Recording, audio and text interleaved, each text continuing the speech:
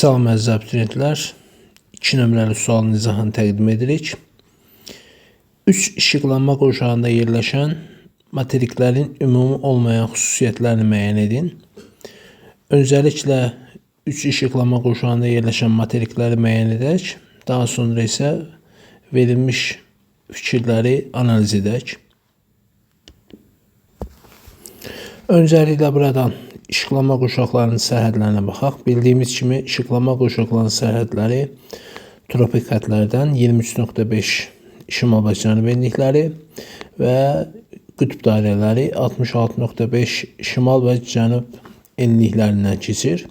Belə ki, tropik xəttlər arasında tropik işıqlanma qurşağı, tropik xəttlə qütb dairələri arasında şimal mülayim və cənub mülayim işıqlanma qurşağı, qütb dairəsi ilə qütb arasında isə şimal qütb və cənub qütb işıqlanma qurşaqları yerləşir. İndi isə buradakı xəritə sxemə baxaraq hansı materikin neçə işıqlanma qurşağında yerləşdiyini müəyyən edək. Deməli, Şimali Amerika materiki gördüyümüz kimi şimal qütb işıqlanma qurşağı, şimal mülayim işıqlanma qurşağı və tropik işıqlanma qurşağı olmaqla 3 işıqlanma qurşağında yerləşir.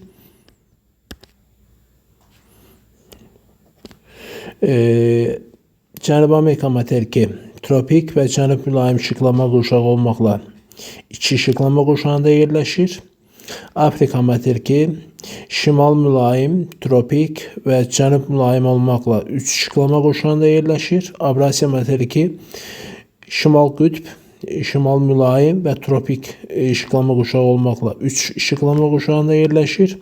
Avstraliya materiki tropik və cənub mülayim işıqlanma qurşağında, yəni 2 işıqlanma qurşağında yerləşir. Antarktida isə cənub qütb və cənub mülayim olmaqla 2 işıqlanma qurşağında yerləşir. Beləliklə, bizə lazım olan materiklər Şimali Amerika, Afrika və Avrasiya materikləridir. Bu 3 materik 3 işıqlanma qurşağında, qalan digər materiklər isə 2 işıqlanma qurşağında yerləşir. İndi isə buradan verilmiş fikirlərə baxaraq və ümumi olmayan xüsusiyyətləri müəyyən etməliyik. Sahillərini Atlantik okeanının suları yuyur. Xəritə sxemə baxaq. Buradan gördüyümüz kimi Şimali Amerika materikin Atlantik okean sahilində yerləşir. Avrasiya materiki və Afrika hər üçü Atlantik okean sahilində yerləşir. Bu variant ümumi olan xüsusiyyətdir. Ona görə bu variant uyğun gəlmir. Bir variantını silirik və buna bağlı olaraq B, Y variantları silinir. 2. Həmişəyaşıl rütubətli ekvatorial meşələr yayılmışdır. Biz burada verilmiş xəritə sxemə baxdıqda görürük ki, Cənubi Amerika, Afrika və Avrasiya materiklərində ekvatorial meşələr yayılmışdır. Afrika və Avrasiya materikində yayılmasına baxmayaraq Şimali Amerika materikində yayılmadığı üçün ümumi xüsusiyyət hesab edilmir. Ona görə bu variant götürülük. 2. Doğru variantdır. 3. Subtropik iqlim qurşağı daxilində Aralıq dənizi iqlim tipi formalaşır. Gördüyünüz iqlim xəritəsində subtropik qurşaq sarı rəng fonundan təqdim edilmişdir. Aralıq dənizi iqlim tipi isə 4B olaraq işarələnmişdir. Görürük ki, burada Avrasiya materikində Aralıq dənizi sahillərində bu iqlim tipi yayılıb. Şimali Amerika materikinin Sakit okean sahillərində yayılıb və Afrika materikinin cənub sahillərində bu iqlim tipi yayılmışdır. Ümumi olan xüsusiyyətdir. Ona görə bu variant götürmürük. 3. Ümumi xüsusiyyət olduğu üçün götürmürük və D variantı da buna bağlı olaraq silinir. 4.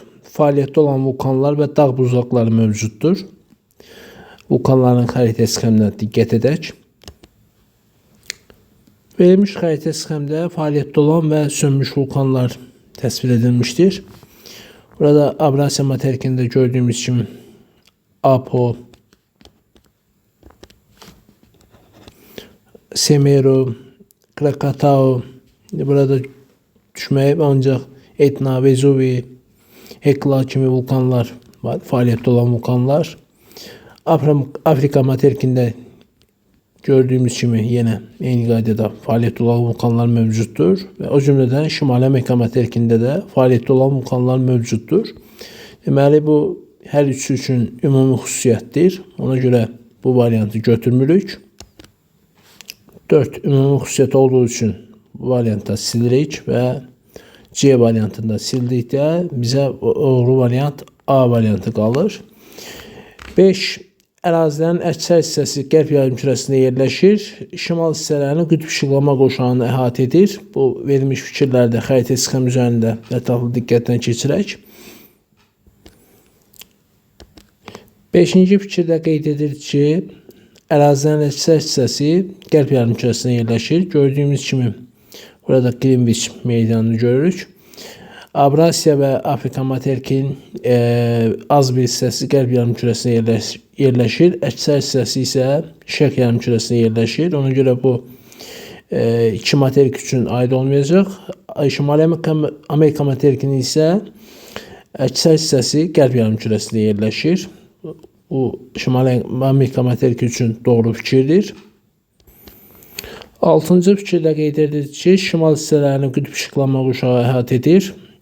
Bu fikir Şimali Amerika və Avrasiya materikləri üçün keçərli olsa da, Afrika materiki üçün keçərli deyil. Çünki Afrika materikinin şimal hissəsi şimal mülayim işıqlama quşağında yerləşir.